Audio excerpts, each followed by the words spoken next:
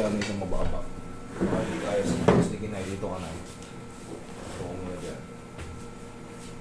Ang daming dala ni nanay. Oo. Karoon pamilya kang balay ko. Ang sakit.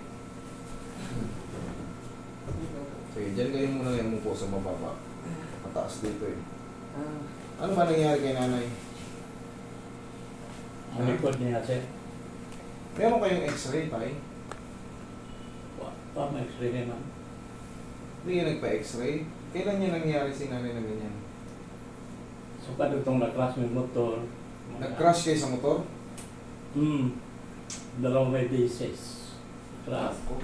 At saka na kanang tinapilan ka sa basaka. Ito po, slide po siya. Kailangan kasi niyan tayo, ma-x-ray tayo. Para makita natin kung nagkaroon ng compression fracture o kaya... Namay mo rin po answer. Kana dito ang mga buko nga ng pan. Okay? Ayan, umusog. Spondylolisthesis. Yan, kaya hindi niya ma-straight yung katawan niya eh. Patukod, umadjust yung ano tayo eh. Ano yan, ang spondylolisthesis, nakabukol na po yung ano niya eh. Nakaganon yung sa meron niya. Kaya ang lakad niya, hindi niya maibig. Oo, kana.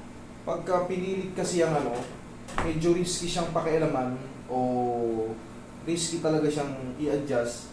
Maaari kasi pag medyo mahina-hina yung ano mo, magsisisyo ka. Pag ano ka dyan, Direct.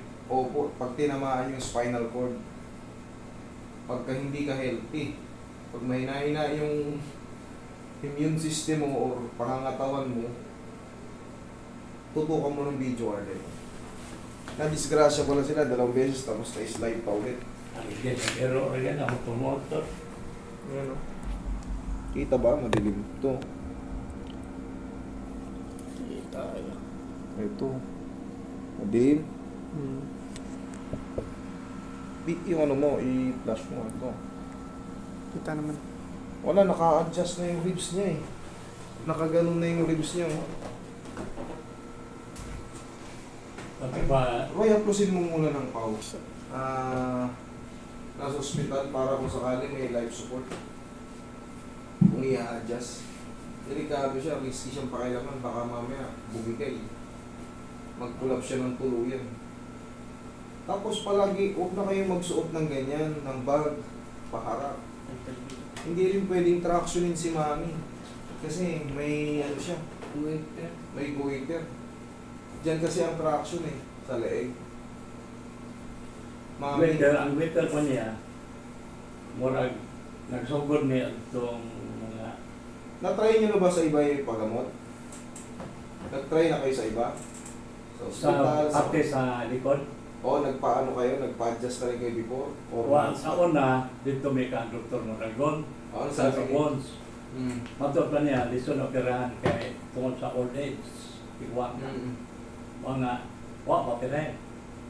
Ikuha na mga niya. Kanang murag. Pahilot-hilot. Kaya nga, ang gagawin natin dyan, sabi ng doktor, huwag na raw operahin kasi nga may... Oo, na- ikuha na. Kasi delikado kasi sa spine. Ayos din si Doc. Talagang ano, alam niya yung ano. Kasi baka hindi rin kayo makalakad. Sa bones mo na siya.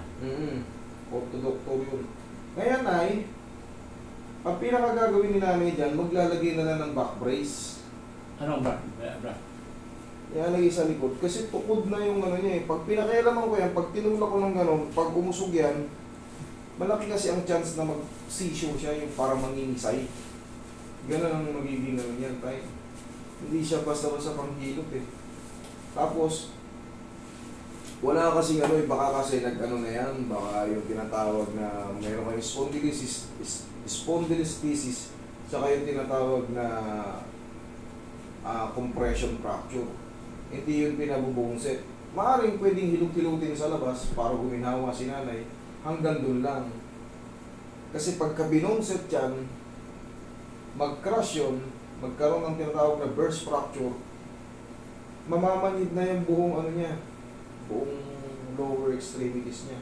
Ganun ang mangyayari dyan. Pagkuhan po sir, kining ang ibati po niya o matulog, kini niya nalabay sa mat ini. Nay murag bikog. Alam mo may bikog sa Tagalog? Ano yun sa bikog? Karamihan parang Ayun, nanginginig, tumitigas. Oo, tumitigas. Ayun nga kasi abot na yung tinatawag na ano. Ang nangyayari sa kanya dyan, out of control. Di ba, pag gumanyan siya, minsan, gumagano, no? Oo. Gumagano, tapos, pag kinalma niya, kailangan yung ganyanin. Kasi pag naipit yung sa likod niya, naiipit. Pag nakahiga siya ng palapat, pag medyo matigas, makukompress yung spinal cord. Pag na-compress yung spinal cord, magre-react yun. Ganun po yun. Yung spinal cord, yung directed brain. Kaya kung minsan, merong parang karayom ng Tingling numbness. magtupok sa iyang lapalapa. Because of ano, yung bloodstream, medyo malala na yung ano ron eh, yung pagkaka-compress ng... Dahil sa ano, ito. Dahil po sa crushing yun nung 2 beses. Tapos yung pagkakasaltak. Kaya hindi natin pwedeng pakailaman. Eh.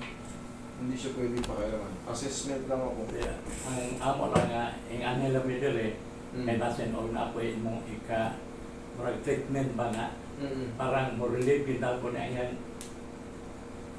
Sabi mo, sakit-sakit rin ka ng biko, ka parang karayom. Kaya nga tayo, bago matreat kasi yun, bago mo matreat kasi yung gano'n, ang ginagawa ko kasi, pag alam kong hindi ko kaya, hindi ko ipipilit, wala naman kayong babayaran sa akin eh. Kasi pagka, bago mo kasi maalis yun, kailangan galawin ko yun dun sa balakang. Kaso pag ginalaw ko yun sa balakang, very risky na po. Pag pinakialaman mo yun at sumablay, imbis na nakakalakad siya, hindi na siya makakalakad. Ganun po ang ano, kumbaga risky po siya o magiging epekto. Tsaka malaking posibilidad na di ba yung naninigas siya? Simple pa lang yun, pero pagka napuruhan yan,